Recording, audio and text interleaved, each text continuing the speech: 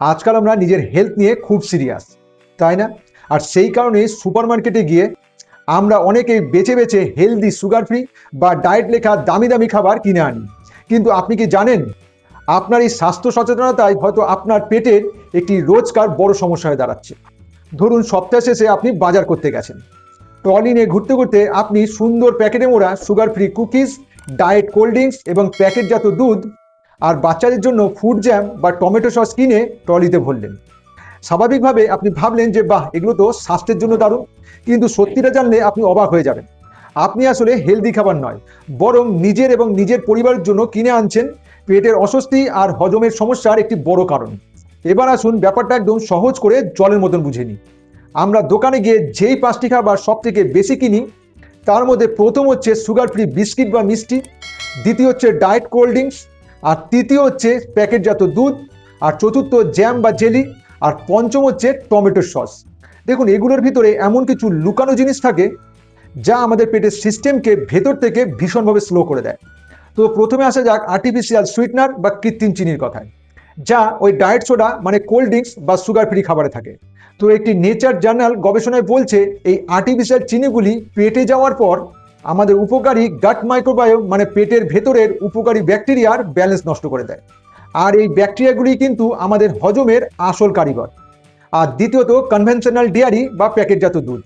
আসলে এই দুধ যখন কারখানায় প্রসেসিং বা গরম করা হয়, তখন দুধের মধ্যে থাকা ল্যাকটোজ নামক উপকারী এনজাইম মানে হজমের রস পুরোপুরি নষ্ট হয়ে যায়, যার ফলে আমাদের শরীর এই প্যাকেটজাত দুধকে আর ঠিক মতন হজম করতে পারে না এবং তা পেটে গিয়ে গ্যাস বা পেট ফোলা তৈরি করে। আর তৃতীয়ত সস বা জ্যামের মতন খাবারে থাকা থিকনার, এটি ঘন করার একটি উপাদান।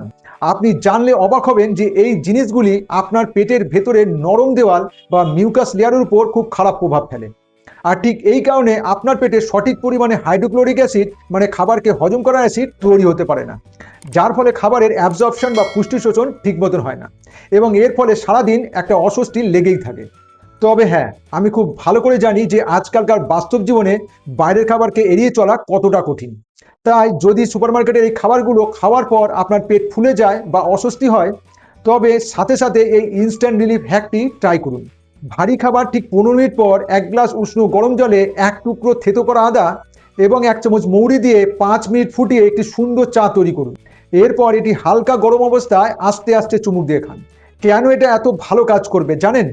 কারণ আদা এবং মৌরির ভেতরে থাকা এসেন্সিয়াল অয়েল আপনার পেটের ডাইজেশন মানে হজম প্রক্রিয়ার মাসেলগুলোকে সাথে সাথে আরাম দেয় এবং খুব অল্প সময়ের মধ্যে পেটের গ্যাস কমিয়ে আপনাকে দারুণ একটা স্বস্তি এনে দেয়।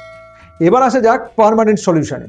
পাকাপাকিভাবে পেটের এই স্বাস্থ্যকে ফেরাতে এবং হজম শক্তিকে একদম নতুন মতন করতে আজ থেকেই এই দুটি বায়োলজিক্যাল হ্যাক ফলো করা শুরু করুন। নাম্বার 1 হচ্ছে দ্য লিগ্যাল চেক রুলস মানে উপাদান চেক করার নিয়ম।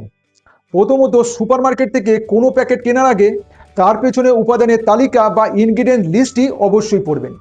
আর যদি দেখেন যে সেখানে এমন কিছু জিনিসের নাম লেখা আছে যেগুলোর ব্যাপারে আপনার কোনো ধারণাই নেই, মানে জিনিসগুলো আসলে কি সেটা আপনি জানেনই না, যেমন ধরুন ইমালসিফায়ার, থিকনার, প্রিজারভেটিভ এই ধরনের ইনগ্রিডিয়েন্টসের কথা, তবে প্যাকেটটি সেলফেই রেখে দিন।